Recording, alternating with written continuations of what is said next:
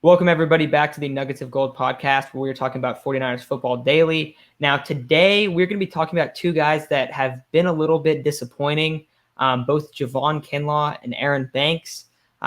Reports early on, it's definitely going to be a little bit more negative towards Aaron Banks. He has apparently looked really bad, according to some of the reporters there. Some of the former scouts have kind of said that it's very, very concerning. And then he just went down with a shoulder injury on top of it. So it has been a super tough start to camp for Aaron Banks. And then for Javon Kinlaw, it's not like Javon Kinlaw looks like he can't play or he's not an NFL player or anything like that. It's more of, doesn't look like Javon Kinlaw has taken, this ginormous leap that it seems like a lot of 49ers fans and people in the 49ers media have expected him to take. And when me and Aiden were talking about it before, it kind of feels like one of those things where everyone understanding how great DeForest Buckner is, everyone still wanted Javon Kinlaw to become that player and replace him. And Aiden, you pointed out, it was a straight up trade. It was one pick for one player. So I think there was just an obvious pressure there. But do you want to get into where you're at with Javon Kinlaw, and then we'll go back and we'll talk about Aaron Banks a little bit? Yeah, so Kinlaw, I think everybody would agree that he had a pretty good rookie year, but like you mentioned, everyone is looking for that second year leap, and I think it's really going to be tough for him because he's constantly going to be compared to a first team All Pro caliber player. They play the same position, and it was just a complete swap. And I don't know if Kinlaw's ever going to be that guy. He could be that guy. He's been dealing with some injuries this offseason. It really could be related to that. But like you mentioned, has not flashed as consistently as you would have liked. But if we're being completely honest, he doesn't need to. It's obviously not ideal to be compared to a guy like Defo and not I guess live up to it.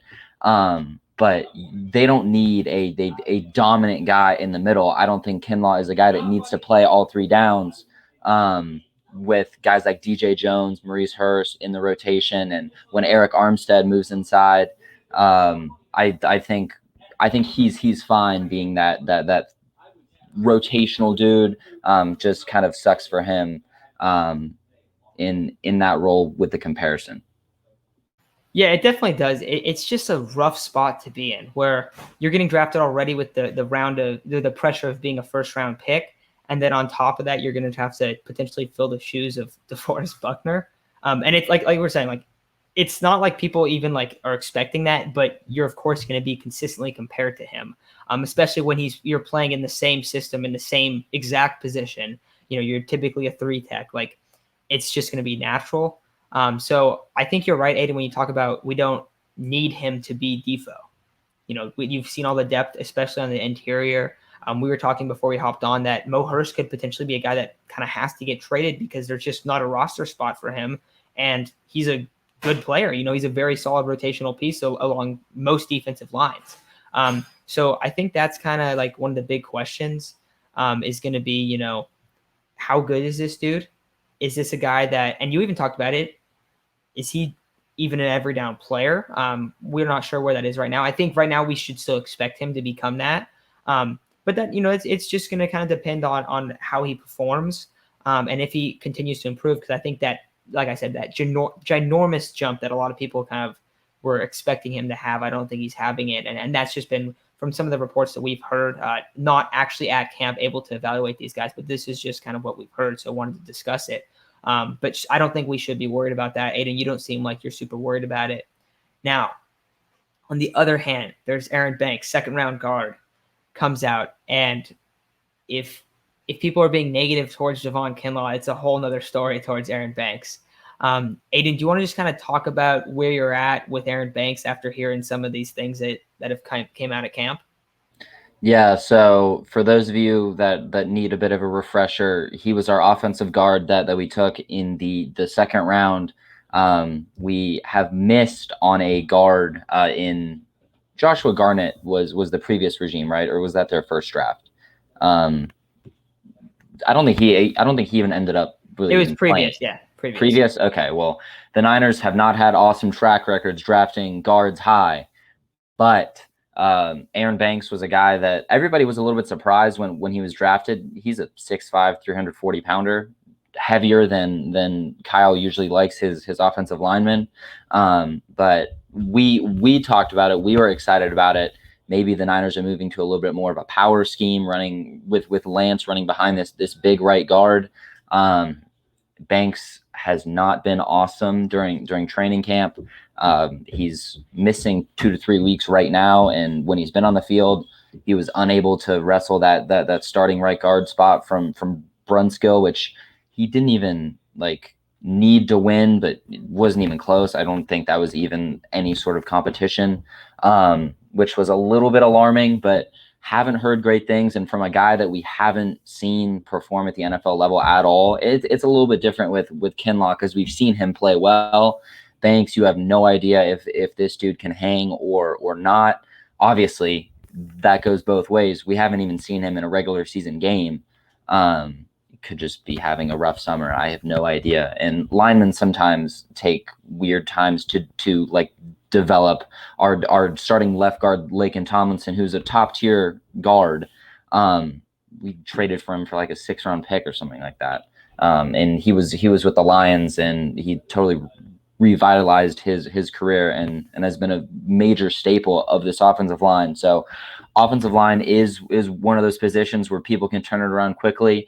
But for a dude who didn't fit Kyle's status quo, little bit alarming to see him come in and struggle right away.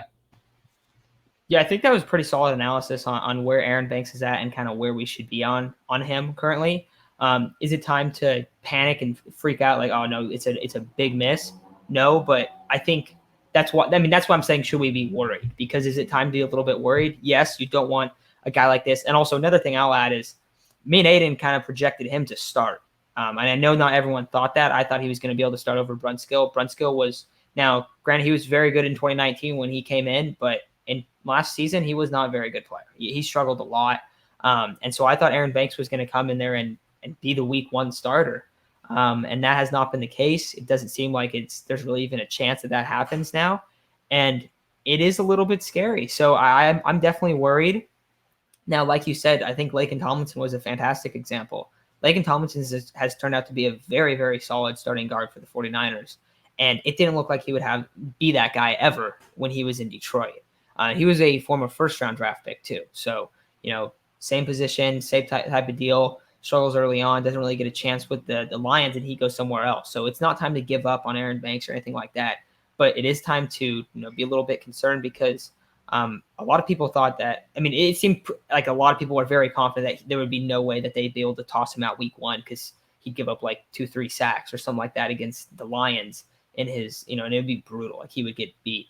And then in the preseason game, he didn't look very good either. So see how it plays out. Going to be missing a little bit of time, which kind of just adds insult to injury with his performance. But let's hope that he comes back, kind of gets settled in, and hopefully it's just a bump in the road to start in his career. And hopefully he comes back, looks a little bit different, plays a little bit more confident, and we start seeing him become the guy that we do believe he has the skill set to become. But anything else you want to add, Aiden? No, I think you hit it right on the head. He's a guy with a lot to prove over these next 2-3 weeks. He's going to be out for most of it, so not awesome time for him to be hurt. But I guess it's the Daniel Brunskill show at right guard moving forward. Hopefully, we're playing Aaron Donald every week, because that's when Brunskill just really decides to show out, which is super exciting. Yeah, that's always hilarious how you see that Brunskill does so well against Aaron Donald, but then did not do good outside of that last season. But it is a little bit concerning to have Brunskill starting there. Now, the offensive line is still a lot better. Hopefully, Mike McGlinchey looks a little bit better. I think one of the big concerns I had was that right guard spot, you want to be consistent, and that's why I really like the Aaron Banks pick. So I do think it makes the Mike McGlinchey's performance a little bit more iffy, I guess, heading into this year. So the offensive line is better, interior. Having Alex Mack starting at center will help a ton. So that's kind of where I'm at with this offensive line. Both these guys, not too worried about Javon Kinlaw. I think that he's going to be a solid pro. But Aaron Banks, time, I think, to be a little bit worried, and we'll see how it plays out, but definitely pulling for the guy and rooting for him. But that's going to do it for today, and we'll be talking and previewing this 49ers-Chargers game tomorrow.